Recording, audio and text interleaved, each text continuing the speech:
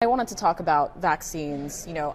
Obviously the FDA, had that refusal to file a letter with Moderna's mRNA flu vaccine application. But, does that signal a need to sort of formally update your guidance when it comes to these trials for seasonal flu vaccines here to kind of have more predictability, or how are you thinking about that maybe? So it's important for people to know that the seasonal flu shot is not going anywhere. So the seasonal flu shot has a structure by which each year they go through an approval process, and that is because that's a tried and true vaccine. It's the traditional flu shot that's given annually. It's been around for 80 years. There have been over 40 clinical trials on that, and so we do have a system now to expedite.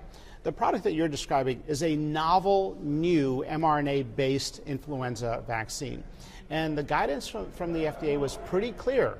They recommended the control group use the standard of care, not the substandard of care in people over age 65.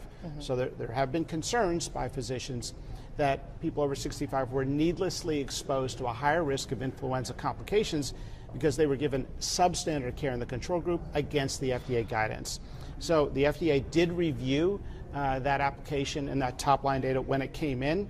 That is, it's been a little bit of a misnomer to say that it was not looked at. It was reviewed, but the FDA will have communications along that process to say, hey, you didn't follow our guidance, and so they made that communication. Now the company can say, go ahead and give us the full review, and that's part of the process and the dialogue that goes on after a big investment in a big trial.